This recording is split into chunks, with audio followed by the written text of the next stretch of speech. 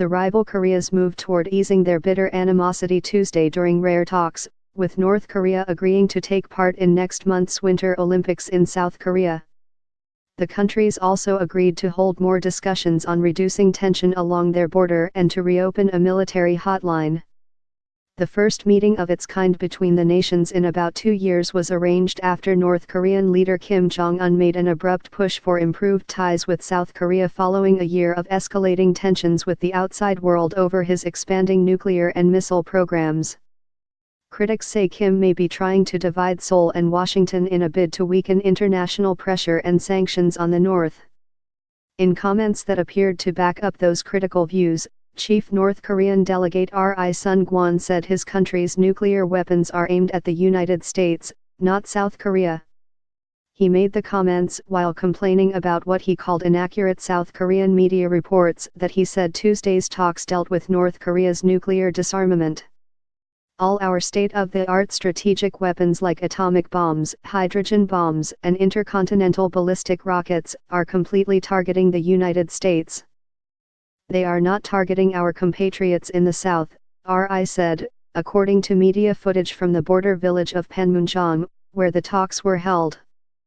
Despite Ri's comments, the agreements were still seen to be a positive move. Chief South Korean delegate Cho Myung-cheon described the accords as a first step toward the development of South-North relations when he briefed reporters about the meeting. Ri read what he called a joint statement after the talks, under which the two Koreas agreed to actively cooperate in the Olympics to enhance the prestige of the Korean people. He said North Korea will send a delegation of officials, athletes, cheerleaders, and journalists to the February 9-25 Games in Pyeongchang, South Korea. North Korean Chief Delegate Ri Sun-gwon and his delegation crossed the border line in the demilitarized zone dividing the two Koreas on January 9, 2018. North Korean Chief Delegate Ri Sun-gwon and his delegation crossed the border line in the demilitarized zone dividing the two Koreas on January 9, 2018. South Korea will provide necessary services to the North Korean delegation, Ri said, adding that the two countries will hold follow-up working-level talks on Olympic cooperation. I see North Korea's participation in the Pyeongchang Games will provide us with a chance to reduce tension on the Korean peninsula, said Cho, whose official title is Unification Minister.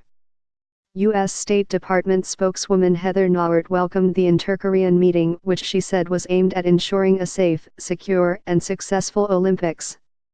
The U.S. said it is consulting with South Korean officials to ensure that North Korea's participation in the Games does not violate UN sanctions imposed over its nuclear weapons.